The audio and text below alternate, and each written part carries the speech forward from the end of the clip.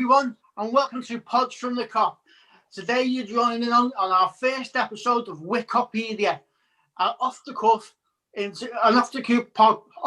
podcast looking at things that aren't so current.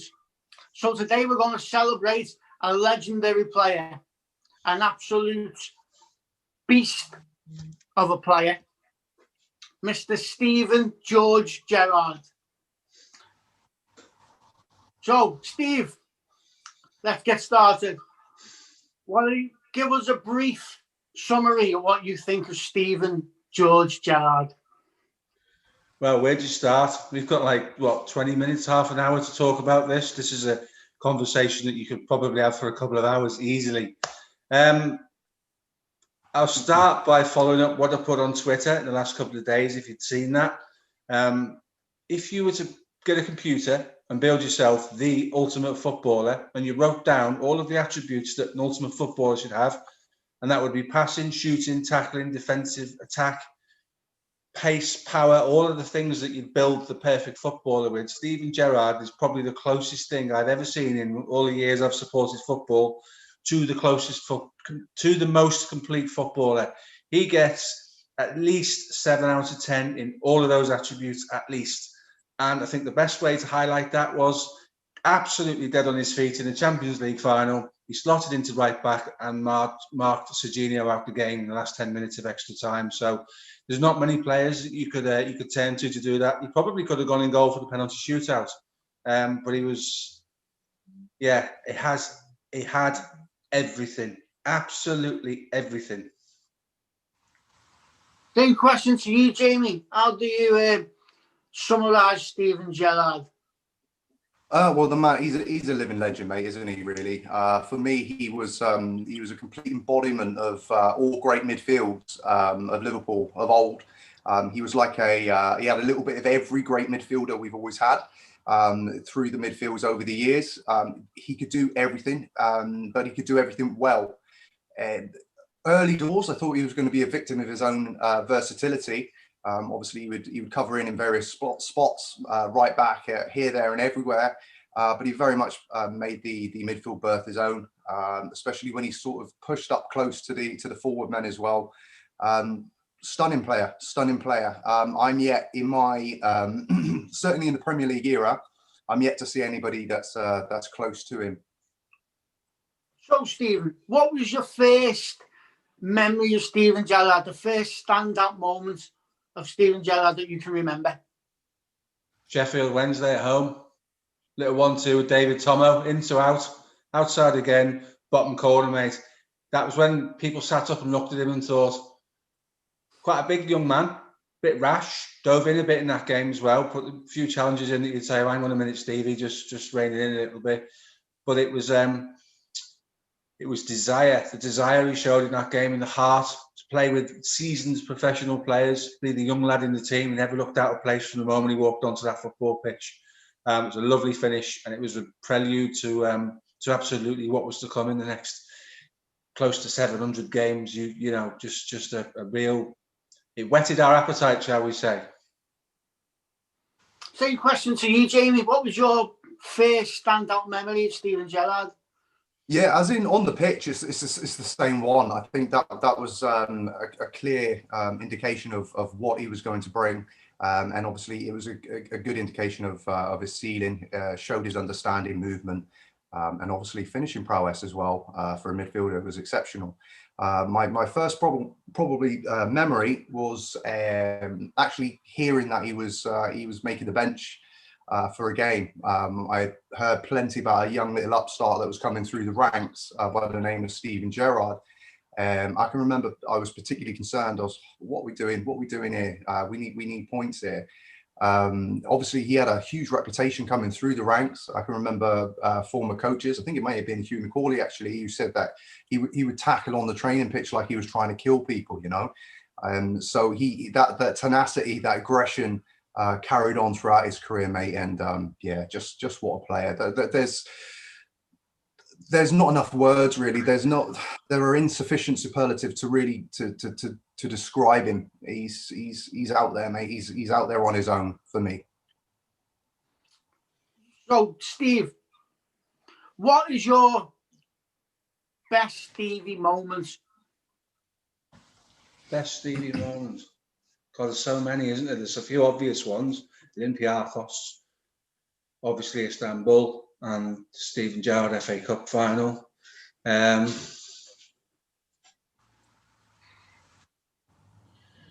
going to go for something slightly different.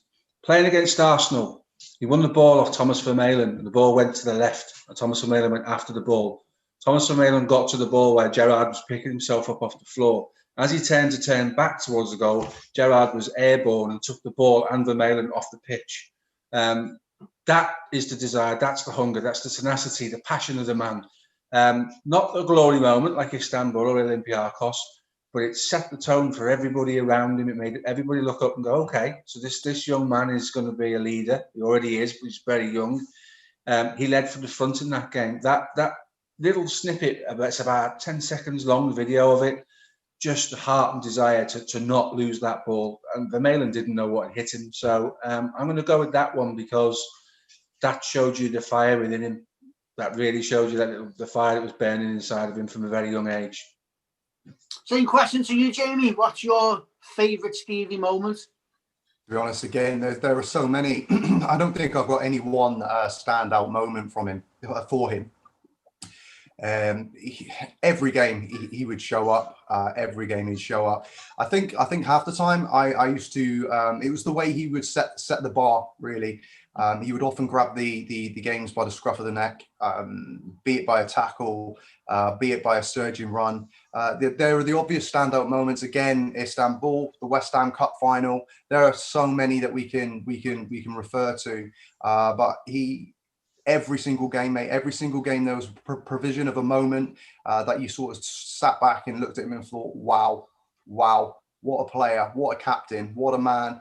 You have to sort of dissect the quality that was often around him. Yes, we had Torres's and Suarez for a time, people of that ilk, but in terms of the squad, the quality was way off. But he was a one-man machine, mate. And yeah, I mean, imagine him in this side, incredible. Ridiculous thought. Right, so we're celebrating Steven Gerrard now, so I don't really want to touch on anything negative for too long. But one question I definitely want to ask you both, and I'll go to you first, Steve, is when it looked like he was going to Chelsea back in 2005 after the Champions League final, what was going through your mind, Steve? I was gutted, mate. Absolutely gutted. We had this lad who just taken us to the Champions League trophy, was clearly mapped out to be an icon forever and a day with Liverpool fans. I was a bit disappointed with the club. It was clearly a problem in his own mind. He wasn't getting the love, and not all players need an arm around them and need love. Some players need a rocket. Some players need to be told they're superheroes, and some players just need an arm round them just to sort of set them up. And when Benitez came out and said, yes, I do love Gerrard, but I don't love him as much as I love my wife, I thought that was interesting. There clearly was a little bit of frostiness between the two of them. Gerrard had just lifted the team on his own shoulders in a major European Cup final and delivered massively. So they came knocking all the time. Mourinho tried to sign him at Chelsea, tried to sign him at Real Madrid, tried to sign him at Inter Milan. Alex Ferguson knocked on Steven Gerrard's dressing room door for England. God knows how many times trying to persuade him to play for England. And then had the severity to come out and say he didn't think he was a top draw player. That tells you everything, the types of people that were after him. And at that time, mate, I could not get my head around why a young man like that would even contemplate leaving the club, or the club would put the fans and Steven Gerrard in a position where that became a reality. So you can imagine my delight when he signed the contract. Same question to you, Jamie. How did you feel at the time? I was absolutely devastated. I think he had a lot going on in his mind. Obviously, he would have been very torn. He was in a situation and a stage in his career where trophies, the ongoing potential of winning those trophies were appealing for him. He had people in the England camp, namely Chelsea players, whispering in his ear, sort of giving him all the spiel about what a great life he'll have in London at the club under Mourinho, letting him know exactly what they're earning in comparison to what he's getting at Liverpool. A lot of things would have played a part. I think he felt a little devalued. I think he felt underpaid, and probably not as wanted as you would expect somebody who was achieving what he was achieving with the club should be. So I was personally devastated as a supporter. But as a human being, I think I was fully understanding of where his head was likely at. It was a tough one. It was a tough one, but for me, Liverpool would always sort of come before anything, as ultimately it did with him. So this is no reflection on him, but my priority in that situation was always Liverpool. So I was mightily concerned, and I wanted them to do whatever they could to retain him. And ultimately it came to, and sense was found, an agreement, and he signed his deal, mate, and the rest then, of course, was history. Moving away from Liverpool for a couple of minutes, Steve, do you think Gerrard was underappreciated by England? Yeah, probably would say that. Jamie alluded to it earlier on in the pod, that his versatility could have worked against him. England certainly looked to use that versatility by allowing Frank Lampard to play through the middle and sometimes pushing Gerrard out even to the left to accommodate Paul Scholes. Very difficult for any England manager to try to put together a midfield with those three players and who plays where. You probably could have gone with a 3-5-2 and played all three of them in the middle, with Lampard in a slightly more advanced position because of his goal threat. I think Gerrard was unlucky to play out of position as often as he did, but that speaks volumes for the guy's ability, and to get the number of caps he did, score the goals he did, and end up being the captain. And you talk to Wayne Rooney, and he's been asked who's the best England player he ever played with, and his answer is Steven Gerrard, because he could do things that the other players couldn't do, and his range of passing, his awareness of his teammates, his total ability worked against him in the sense he never really played as the number 8 for England when he should have done. He often played out left, wide left, which was to the detriment of his game, but he still put in as good a performance as anybody else who was likely to play left midfield that day could have done. So in a different world, we might have set up differently to accommodate those three, but the pitfalls of playing three in the midfield we all know about. It was a difficult situation. He got 100 caps. Fair play to the lad, but probably could have used him differently and in a more effective way. Same question to you, Jamie. Do you think he was underappreciated by the three lions? If I can be honest with you, I don't care. I don't care how he was viewed. I don't care how he was used. It was all about Liverpool for me at the end of the day. England can do as they please with their selections, positionally. Matters not to me one iota. As long as he was doing the business for Liverpool, and he had the appreciation from his own fans, he didn't need adoration from the three lions. I know it's a very proud thing for him, and it would have been a huge thing for him in his career. But on a personal level, mate, I couldn't care less. I genuinely couldn't care less. As long as he was doing the business for Liverpool, mate, that's all I cared about. So let's get back to celebrating the man in the red shirt. So we've talked about your favourite Steven Gerrard moments. So I'll go with you first this time, Jamie. What's your favourite Steven Gerrard match? Wow.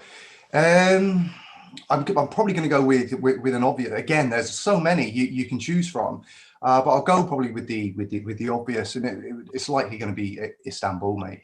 Istanbul, that moment where he pulled that goal back and he turned to the crowd, geeing up the crowd. The Anfield faithful, mate, they playing a massive part in that, singing through the halftime. You'll never walk alone.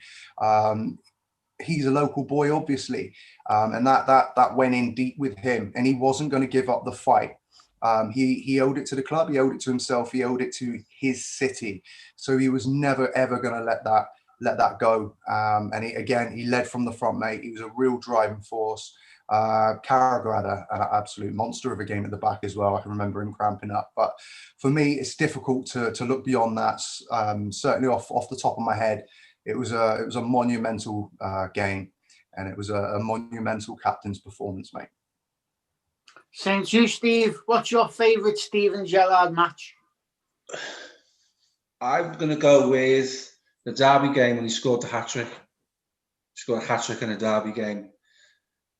And every time he scored, the outpour of emotion was absolutely incredible. The celebration, what it meant to him, it absolutely lit him up every time he hit the back of that net.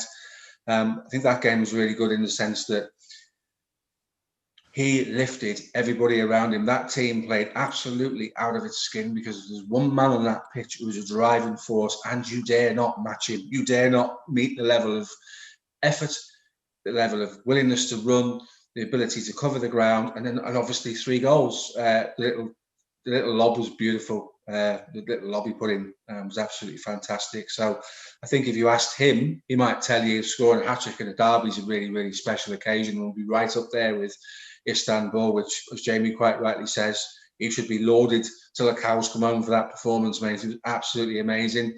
And then sort of 12 months later to go and put in a performance like he did in the FA Cup final, whilst riddled with cramp, scoring a volley that the only player on the pitch that ball could have fell to score that goal would have been him. But I think, I said in a pod previously how intense derbies are and I don't enjoy them. I certainly enjoyed that hat-trick in that one, absolutely did I.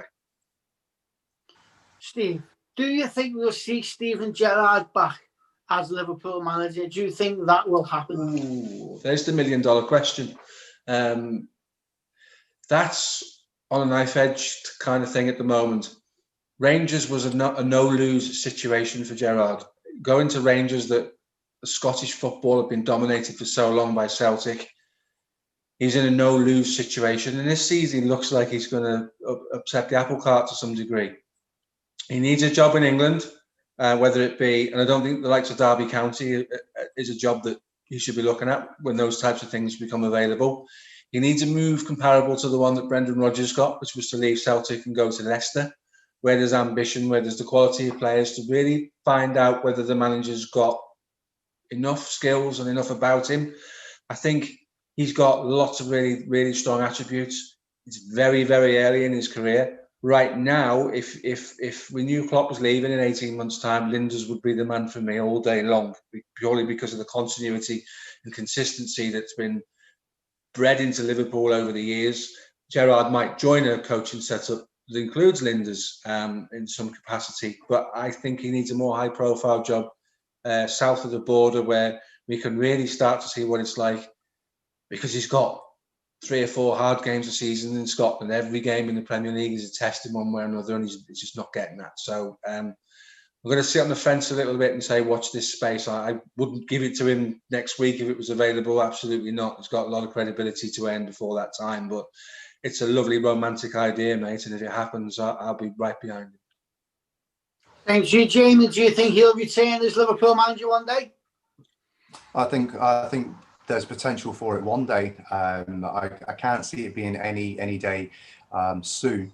I think he's got to really sort of cut his teeth. I agree with Steve. I think he needs to come south of the border, be it in the upper echelons of the Championship or potentially mid-range in the Premier League. I think ideally he gets a club that are able to invest, give him the tools.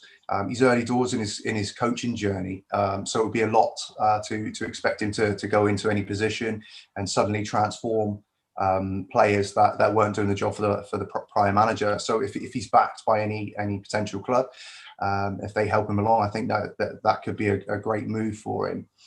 In terms of Liverpool, I don't feel there's any room for sentiment. Obviously, it's a hugely sentimental club, but in terms of success, there is no room for sentiment. We need to do what's within the best interest of the club.